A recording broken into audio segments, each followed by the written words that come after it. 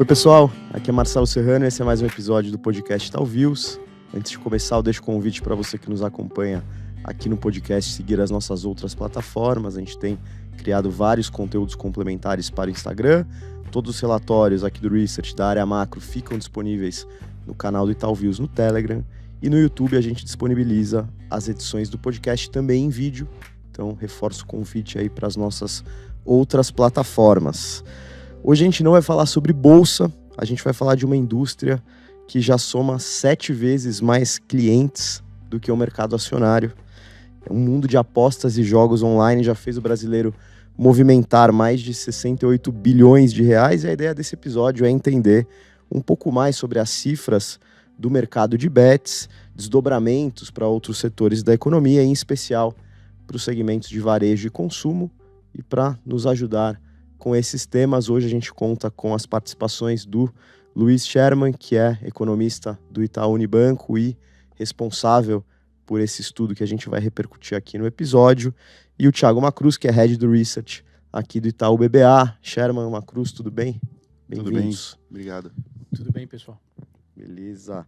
Sherman, essas cifras bilionárias impressionam e acho que o ponto de partida aqui desse papo é entender como é que vocês chegaram nesses números diante da dificuldade de se achar informação sobre essa indústria, né? Como é que vocês chegaram nesses números?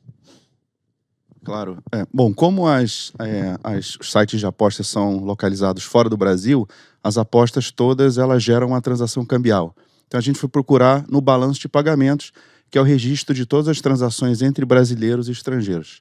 Lá foi a fonte, e aí a gente conseguiu chegar no número de que as apostas totais foram de 68 bilhões de reais. Os números estão em dólar, a gente converteu para reais. 68 foi o número apostado no total. Esse é o número que já estava circulando na imprensa, mas o que a gente encontrou de interessante no estudo é que a gente colocou também o quanto que os brasileiros ganharam nas apostas. E a gente encontrou 44 bilhões de reais de valor que foram ganhos pelos apostadores. Então, na nossa interpretação, o mais interessante é saber liquidamente o que saiu do bolso do consumidor. Então, 68 menos 44, 24 bilhões foi que liquidamente ele apostou e saiu, excluindo o que ele apostou e o que ele ganhou. E um terceiro número interessante também é se a gente somar tudo. Vamos falar no valor movimentado pelo setor de apostas. Então a gente soma o 68 com o 44, a gente chega em 112. Esse é um valor que, na nossa opinião, não é tão relevante para entender o impacto no bolso do consumidor, afinal ele também ganhou, mas é interessante para entender o que esse valor movimenta em termos de transações financeiras. É um valor mais importante para bancos, corretoras, mas não é o valor mais adequado para a gente tentar entender exatamente o impacto direto no consumo. Mas o nosso estudo coloca claramente esses 3 números, indicando qual é o melhor uso para cada um desses números. Achei importante porque os números estavam saindo de forma desorganizada e com pouco esclarecimento sobre o que cada um significava. Perfeito. Macruz, vários representantes de empresas de varejo alimentar e também vários headlines na mídia ressaltaram o quanto as bets eventualmente vêm drenando de fluxos que eram destinados para o consumo básico nesse tipo de estabelecimento. É possível confirmar essa tese ou ao menos estimar a proporção desse movimento? Legal, Marcelo. Infelizmente não é possível confirmar a tese, né? Eu confesso que quando o Sherman e a gente discutia a respeito desse tema, eu imaginava que o efeito ia ser muito maior, efeito líquido, né, que ele explicou agora, seria muito maior do que só 20 bilhões de reais. Achei que ia ser 50, 60, 70. Por que eu imaginava que seria bem maior? Porque nas conversas com os CEOs das empresas de varejo, eles mencionavam para nós que eles sentiam que isso estava drenando um pedaço relevante do bolso do cliente dele. Então, assim, eu não consigo ter convicção de que isso está fazendo diferença. Mas é um produto novo. É um produto novo que está, de fato, ocupando o tempo do brasileiro. 20 bilhões de reais, se isso fosse uma varejista, seria uma das maiores varejistas do país, né? Então, de fato, é um produto novo na cesta. E acho que tem um ajuste natural Talvez os varejistas esperassem que, com os bons dados macroeconômicos que a gente está acompanhando, né, o PIB, a gente acabou de revisar os números para cima para o final do ano, o desemprego abaixo da expectativa inicial de 2024, a inflação controlada por hora, esses dados macroeconômicos sugeririam um varejo ainda mais pujante do que o que a gente está acompanhando, ainda que eu acho que o consumo venha bem. Mas, de fato, aqui eu não consigo estimar o impacto, consigo apenas dizer que a evidência empírica sugere que isso tem sido relevante. Perfeito. Sherman, antes de a gente começar aqui, a gente estava falando sobre futebol, que é um setor que foi dominado na parte de publicidade pelas bets, e acho que é interessante que uma das métricas usadas para estimar a receita desse setor foi justamente esses gastos cada vez maiores com publicidade. Como é que vocês fizeram esse cruzamento e qual valor vocês encontraram a partir desse exercício? Sim, na verdade essa foi uma sugestão do Macruz, essa segunda metodologia de como tentar estimar esse valor. E a gente sabe que as empresas gastam muito em marketing, a gente encontrou um levantamento feito pelo Estado de São Paulo de que as empresas estavam gastando 3,5 bilhões em propaganda com futebol. E a gente sabe que existe uma proporção entre o que você gasta com propaganda ou marketing e a sua receita total. E a gente foi tentar procurar essas proporções em experiências internacionais. Aí nós entramos em dados de balanço de empresas inglesas de apostas, empresas americanas de apostas, e a gente foi fazendo comparações, a gente chegou à conclusão de que valeria a pena para o Brasil a gente entender que as empresas gastam entre 45% e 75% das receitas delas em propaganda e marketing, de acordo com o desenvolvimento do mercado brasileiro. Seria mais parecido com como estava o mercado americano alguns anos atrás. O mercado inglês já é mais antigo e as empresas já estavam gastando menos com marketing, já estava na faixa de 20%, mas quando elas começaram, gastavam muito mais. Então, fazendo essas proporções, a gente chegou numa estimativa entre 8 bilhões e 20 bilhões de receita total do setor, com um valor mediano de 12 bilhões.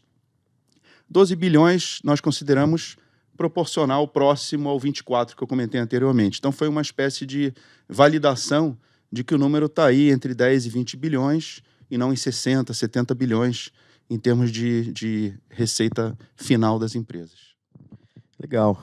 Macruz, você comentou como as empresas do setor de varejo alimentar têm sido vocais em relação a esse tema, mas eu queria perguntar na outra ponta, os investidores têm te perguntado, isso é pauta nas conversas com investidores, enfim, efeito das bets no varejo, e também complementando, olhando o balanço das companhias, aproveitando o último TRI, por exemplo, apresentações de resultado, há algo que chame a atenção de forma quantitativa? A gente tem conversado com os investidores a respeito desse tema, principalmente porque os CEOs das companhias têm provocado essa discussão.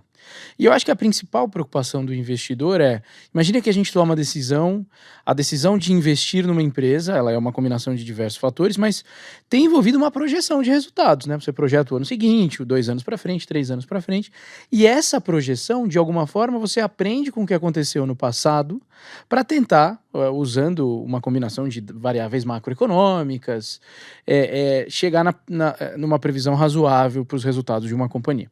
A discussão com os investidores será que tem algo que vai mudar substancialmente essas projeções? Será que as bets tomando a proporção que estão tomando no país, isso significa que olhar para o passado não vai ser mais uma boa escolha? Será que vai perder precisão as minhas estimativas para o varejo em função dessa novidade? Nova, né? É uma coisa nova, de fato uma coisa nova, a gente está aprendendo com ela. Então, é nesse nível a discussão com os investidores, e infelizmente, como eu coloquei, quem conseguiu quantificar foi a nossa equipe macro mesmo, com esses 20 e poucos bilhões, que eu achei um estudo super bacana, mas eu acho que com o tempo a gente vai ter que estudar uma outra coisa, cara, que é o share de tempo do brasileiro nesse negócio. Produtividade, né? Porque a turma deve ficar o dia inteiro com isso, com o celular na mão, apostando e tal, e eu acho que isso talvez pode ser até engraçado, mas isso, de repente, tinha gente que, ao invés de fazer isso, estava lá em algum site, buscando alguma coisa, vendo se ia comprar alguma coisa. Cara, essa é uma discussão que eu acho que vai começar a acontecer, porque realmente está bem viralizado esse business. Interessante essa parte, não tinha pensado, mas faz sentido.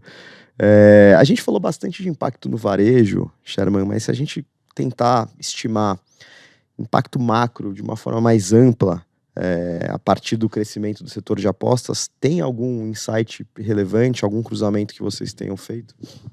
Então e o terceiro ponto do nosso estudo foi tentar estimar o efeito macro, que é onde a gente se sente mais confortável, usando ali as regressões. E acontece que esse ano o varejo teve um bom desempenho. As vendas no varejo estão crescendo 3%, 4% acima da inflação. E o nosso exercício foi, vamos tentar ver se houve algo anômalo no comportamento do varejo esse ano, ou foi um crescimento proporcional ao aumento da renda, ao aumento do crédito, ao aumento do emprego, ao aumento da confiança do consumidor. E o que a gente encontrou é que não houve nada desproporcional. As nossas projeções com base nesses elementos macro, renda, emprego, crédito, confiança, conseguiram acertar o desempenho do varejo esse ano. Então, em termos macroeconômicos, não ao nível de empresa ou ao nível setorial, mas esse setor não conseguiu descarrilhar o crescimento do varejo esse ano. Essa foi a nossa conclusão através desse estudo. Esses 24 bilhões representam 0,3% do consumo total no Brasil, se aqui a gente considerar varejo e serviços também, 0,3% do consumo e 0,2% do PIB, mas em termos macroeconômicos até agora não teve um impacto significativo. Não quer dizer que não vai ter daqui para frente. Eu acho que, como o Macruz falou, a gente está começando a estudar, tudo é muito novo, inclusive esses métodos que eu comentei aqui são todos aproximados.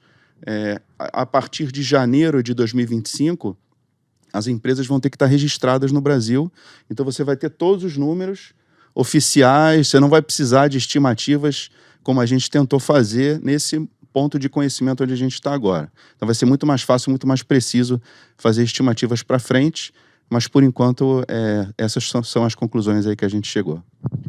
Legal. A gente sempre fecha os episódios com algum tipo de conclusão e recomendação de ações aqui, e talvez essa seja a última participação do Macruz falando de temas de varejo e consumo. Então, para fechar esse episódio, eu queria dar a deixa para o Macruz comentar as novidades na célula aqui do Research de consumo e varejo, e também comentar o que são as top picks ou os nomes que eles têm olhado com mais otimismo.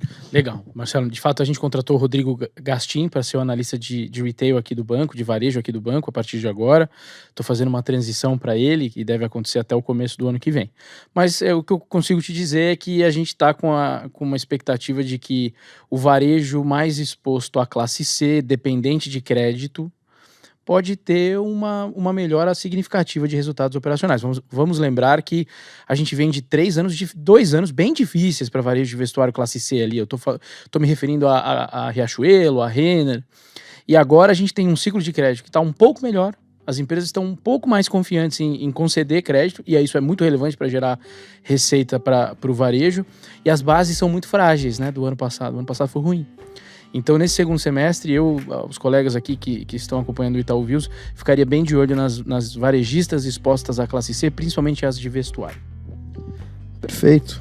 Acho que a gente conseguiu cobrir bem essa pauta de hoje. Então, antes de terminar, eu queria novamente agradecer as participações do Macruz e do Sherman aqui hoje. Obrigado, prazer estar aqui. Valeu. Marcelo, obrigado.